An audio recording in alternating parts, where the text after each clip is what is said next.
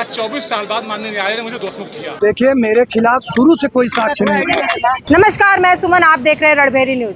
देखिए, वाराणसी में 24 साल पुराने उस केस जिसका इंतजार था सभी को, टकसाल सिनेमा के पास जो घटना हुई थी, इस मामले में अब सुनवाई हो करके फैसला भी आ गया है और इस मामले में 6 आरोपियों को बरी कर दिया गया है। ये वही मामला है जो जब ये घटना हुई थी तब उस समय पूरे सियासत में हलचल मची हुई थी, तब कानून व्यवस्था पर सवाल खड़े हुए थे। बताते चले आपको कि टकसाल सिनेमा के सामने धनंजय सिंह के काफिले पे अंधाधुंध फायरिंग हुई थी, जिसके बाद धनंजय सिंह ने 6 लोगों के ऊपर मुकदमा दर्ज किया था, जिसमें लगातार 24 साल से केस चल रहा था और अब एमपी एमएलए की कोर्ट ने सुनवाई करते हुए आज 6 आरोपियों को बरी कर दिया है। और यहाँ पर ये रखा गया है कि जो भी साक्ष्य है वो पूरी तरीके से यहाँ पर वाजिब नहीं बैठते हैं, जिसकी वजह से उन्हें बरी कर दिया गया। अब देखना ये होगा कि इस मामले में आगे क्या होता है, लेकिन इसके पहले हम आपको ये बता दें कि ये जो मामला है, ये मामला 4 अक्टूबर 2002 का है, जब पूर्व सांसद धनंजय सिंह अपने साथियों के साथ सरकारी गाड़ी से वाराणसी से जौनपुर लौट रहे थे। उस समय वे जौनपुर की राड़ी सीट से निर्दलीय विधायक थे। आरोप के मुताबिक जैसे ही उनका काफिला कैंट थाना क्षेत्र के नदेसर स्थित टकसाल सिनेमा हॉल के पास पहुंचा,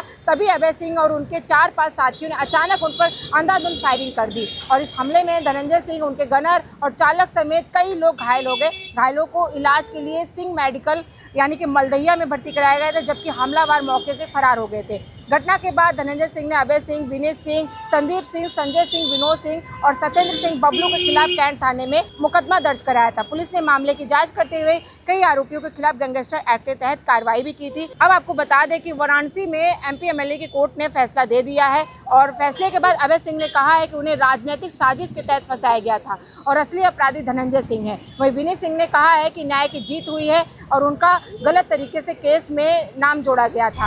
उस व्यक्ति ने मेरे ऊपर फर्जी मुकदमा कायम कराया, जिससे आज माननीय न्यायालय ने मुझे बरी कराया और मैं उसके बारे में बताना चाहता हूँ, वो बिना अपराध के नहीं रह सकता है। उसको सरकारी सुरक्षा के आड़ में उसको वसूली करना है, जमीन कब्जा करना है, मकान में घुस जाना है, अन्य कई प्रकार के उसका आपराधिक कार्य करने हैं जो उसका पेशा है। इस संदर्भ में आपको एक बात और बताना चाहता हूँ, इसी सुरक्षा प्राप्त करने के लिए उसने फर्जी कागज हाईकोर्ट में लगाया था, जिससे माननीय हाईकोर्ट ने स्टेट को निर्देश दिया कि और चीफ जस्टिस कोर्ट ने निर्देश दिया कि धनंजय सिंह के खिलाफ जांच की जाए और मुकदमा दर्ज किया जाए, जिसमें सरकार ने उनके खिलाफ मुकदमा दर्ज किया है और उसके चक्कर में फंस करके आपके एक पत्रकार भाई के ऊपर भी मुकदमा दर्ज हो गया धनंजय सिंह के साथ, जो फर्जी जो सुरक्षा प्राप्त करने के लिए फिरा रास्ता है उसको माननीय उच्च न्यायालय ने पकड़ लिया। इसी तरीके से सुरक्षा प्राप्त करने के लिए उसने फर्जी मुकदमा मेरे ऊपर लिखाया, जिससे आज 24 साल बाद माननीय न्यायालय ने मुझे दोषमुक्त किया। वो अपराध जीवी है, उसका अपराध करना पेशा है। और बताना चाहता हूँ आपको, इस तरीके से खुलेआम वो घुमा करता है, वो माननीय न्यायालय द्वारा दोषी करार दिया गया है। वो घोषित अपराधी है, मुलजिम है वो। उसके अधिकार सामान्य नागरिकों से कम है, लेकिन सामान्य नागरिकों से अपने आप को ऊपर समझता है। वो सामान्य नागरिकों से नीचे की बात मानते नहीं मानते शिष्ट आप।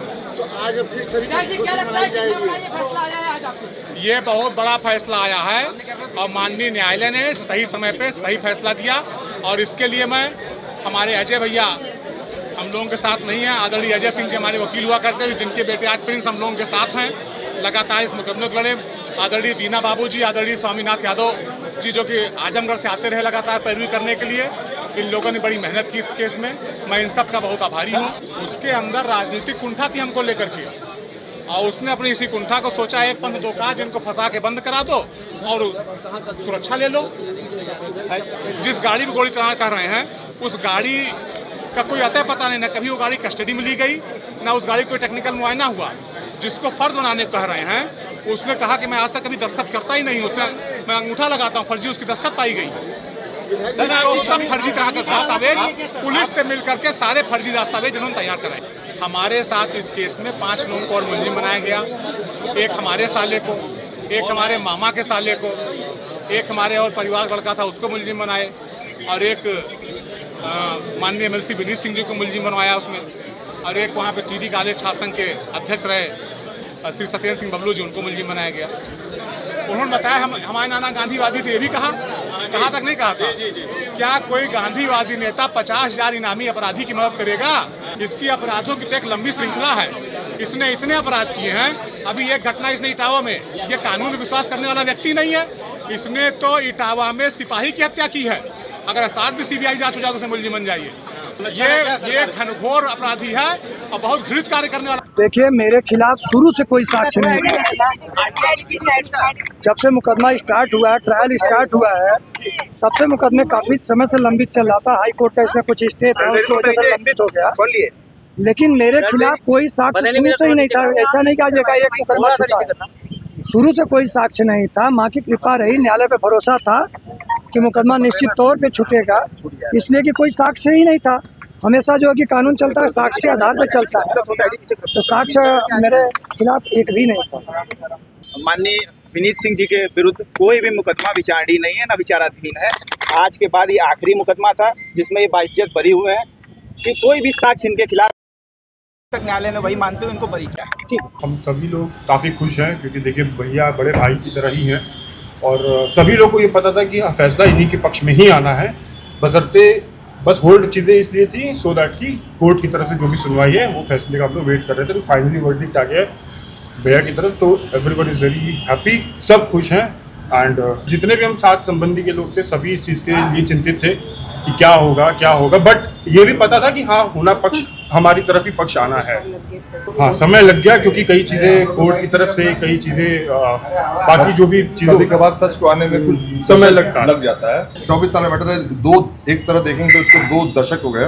2 दशक के अंदर इसलिए हो कि सच्चाई की एक पहलू की जानकारी लेते हुए कोर्ट ने ये फैसला दिया है और माननीय कोर्ट ने जो उनको दोषमुक्त किया है, हर एक पहलू पे नजर ध्यान देते हुए इनको आज दोष मुक्त किया। फैसला तो आ गया है, 6 लोगों को यहाँ पे बरी तो कर दिया गया है, लेकिन अब ये देखना होगा कि धनंजय सिंह आगे क्या करते हैं। क्या वो हाई कोर्ट जाते हैं और आगे इस केस में क्या होता है। इन अपडेट्स को देखने के लिए आप जुड़े रहे हमारे चैनल रणभेरी न्यूज़ के साथ। मैं सुमलता, धन्यवाद।